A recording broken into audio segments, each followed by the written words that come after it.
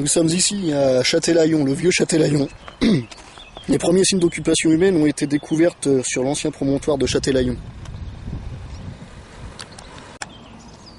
Actuellement, colline d'Angout. Des tombes issues de la période mérovingienne, mises à jour par l'association Archéonis, sont actuellement visibles.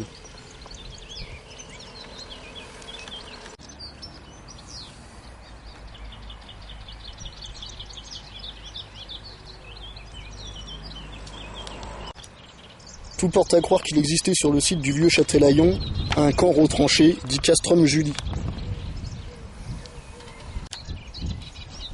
Des vases et tégulars retrouvés sur le site du prieuré Saint-Romard, dernier vestige du vieux Châtelaillon, en témoignent. Alors que les Wisigoths envahissent le sud-ouest de la France, Clovis les chasse de France après la bataille de Vouillers en 507. C'est à cette époque que se serait construit un ermitage au vieux Châtelaillon, qui fut l'un des premiers sites christianisés en Aunis.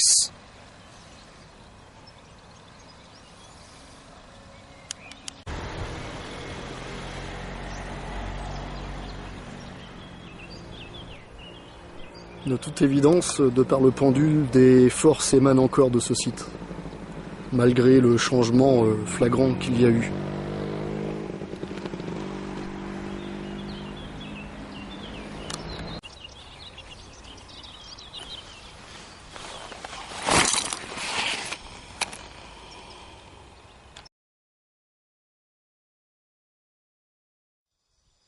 Je suis actuellement au point le plus haut, sur la butte du vieux Châtelaillon.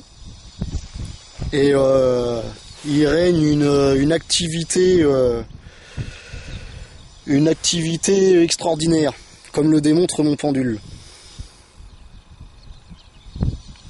Depuis que je suis arrivé sur cette plateforme, il n'arrête pas de tourner.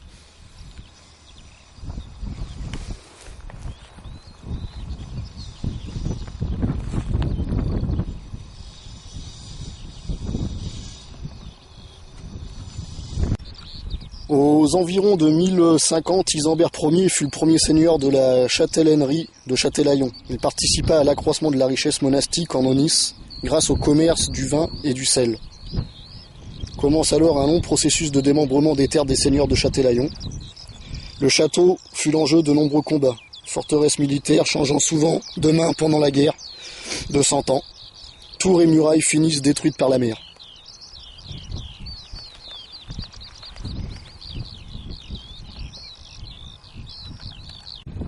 Je pense qu'il y a encore énormément de choses à découvrir sur ce site, telles que le montrent ces pierres plates et taillées, qui ressemblent, ma foi, étrangement à une pierre tombale de l'époque mérovingienne.